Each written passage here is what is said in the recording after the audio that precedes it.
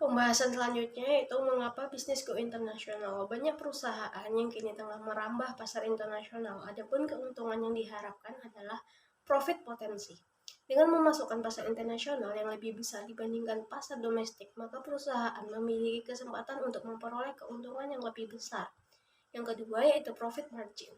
Apabila perusahaan memasuki bisnis internasional, maka perusahaan dapat meningkatkan keuntungan karena biaya atau unit tiap produk dapat ditekan. Dengan demikian, sebenarnya perusahaan meningkatkan margin keuntungan. Misalnya, biaya riset dan pengembangan yang mahal dapat dikompensasi dengan meningkatnya penjualan produk. Yang ketiga yaitu stability demand. Pasar global menjanjikan konsumen yang amat banyak pada berbagai negara, sehingga penjualan produk perusahaan tidak bergantung pada satu negara saja.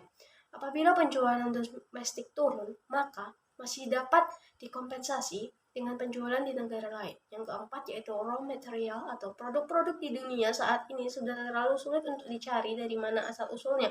Banyak negara maju yang kesulitan atau tidak memiliki bahan baku untuk industrinya, contohnya Jepang. Bekerja sama dengan Indonesia untuk mendapatkan bahan bakar bagi keperluan industrinya. Yang kelima ada teknologi. Salah satu tujuan perusahaan untuk memasuki bisnis global adalah mencari akses terhadap suatu teknologi.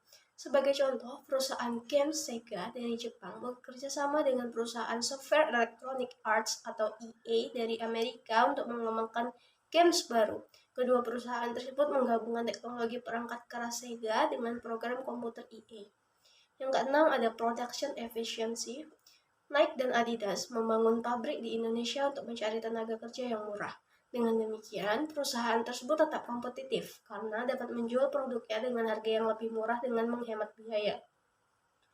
Pembahasan selanjutnya yaitu beberapa pendapatan dalam bisnis internasional.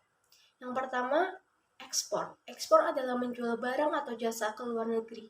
Ekspor adalah cara yang paling mudah untuk memasuki pasar internasional bagi sebuah perusahaan. Perusahaan tidak membangun jaringan distribusi atau kantor perwakilan di negara tujuan ekspor. Ekspor dapat dilakukan dengan beberapa cara, yaitu membuat departemen bagian ekspor menggunakan perantara luar negeri dan berhubungan dengan perusahaan dagang pengekspor. Yang kedua ada foreign licensing atau lisensi. Adalah perjanjian antara suatu perusahaan pemberi lisensi dengan perusahaan pemegang lisensi yang mengizinkan pemegang lisensi untuk memproduksi dan memasarkan produk perusahaan pemberi lisensi. Pemegang lisensi akan membayar royalti pada perusahaan pemberi lisensi.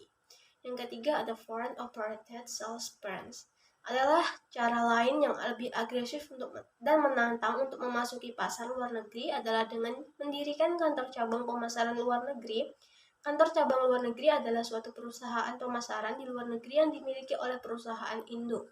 Para karyawan kantor cabang dapat direkrut dari penduduk asal perusahaan penduduk negara setempat.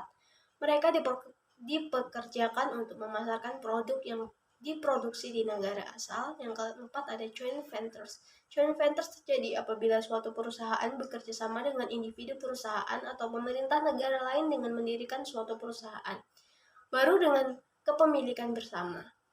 Walmart, sebuah perusahaan retail raksasa Amerika, melakukan joint ventures dengan grup Lipo Indonesia untuk mendirikan Superblock atau supermarket raksasa di Karawaci, Tangerang. Walmart memilih bentuk joint ventures karena di Indonesia terdapat peraturan bahwa perusahaan retail milik asing tidak boleh beroperasi di Indonesia tanpa bekerja sama dengan perusahaan lokal. Yang kelima ada wholly owned subsidiaries, merupakan seperangkat fasilitas produksi dan distribusi yang berada di luar negeri dan dimiliki oleh perusahaan induk yang berlokasi di berbagai tempat di dunia. Contohnya Société de Produits Nestlé yang bergerak dalam bisnis consumer goods, mempunyai anak perusahaan bernama PT Nestlé Confectionery Indonesia.